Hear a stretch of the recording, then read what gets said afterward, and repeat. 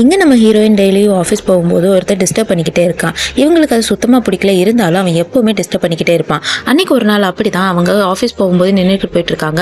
அப்போ இவன் தப்பாக டச் பண்ணிட்டு அங்கேருந்து போயிடுறான். ஹீரோயின் அதுக்கு ரியாக்ட் பண்ணுறதுக்கு முன்னாடியே அவன் அங்கேருந்து ஓடிடுறான். ஒரு நாள் ரோட்டில் அவனை பார்க்கும்போது அவன் வேற ஒருத்தனை பயங்கரமாக போட்டு அடிச்சுக்கிட்டு இருப்பான். அப்போ தான் அந்த ஃப்ரெண்டு சொல்லுவா, நீ அவனை அடிக்கணும்னு ஆசைப்பட்டான், அவன் எவ்வளோ பெரிய ரவுடின்னு பாருன்னு.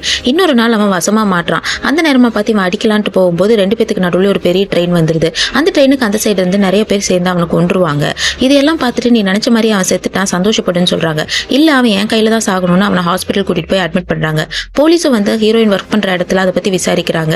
போலீஸ் எல்லாம் உள்ள வந்து விசாரிக்கிறது காரணமான நீங்க வேலையில இருக்க வேணாம்னு சொல்லிட்டு இவங்களை அனுப்பி விட்டுறாங்க. இப்போ போலீஸ் கிட்ட போய் கம்ப்ளைண்ட் பண்ணான்னு இந்த ஹீரோயின் சொல்லும்போது போலீஸும் அட்ஜஸ்ட்மெண்ட் கூப்பிடுறாரு.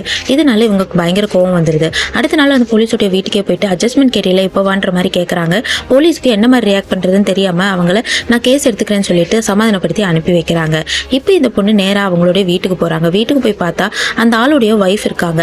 அவங்க ஒய்ஃப் என் ஹஸ்பண்டை காப்பாற்றினதுக்கு ரொம்ப தேங்க்ஸ், இனிமேல் அவர் நடக்கவே முடியாதுன்னு டாக்டர் சொல்லிட்டாங்கன்னு சொல்றாங்க. இவங்களை பார்த்த உடனே அந்த ரவுடிக்கு ரொம்ப கில்ட் ஆயிடுது.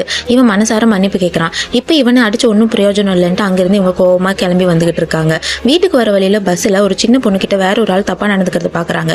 உடனடியாக அவங்களுக்கு கோவம் வந்து அவனை பயங்கரமா அடிச்சு கீழே தள்ளி விடுறாங்க. இவங்களை பார்த்து அந்த சின்ன பொண்ணு ஒரு காம்பஸ் எடுத்து அவனை தாக்க ஆரம்பிக்கிறாங்க. தைரியமா சந்தோஷமா இந்த அம்மா வீட்டுக்கு போறாங்க.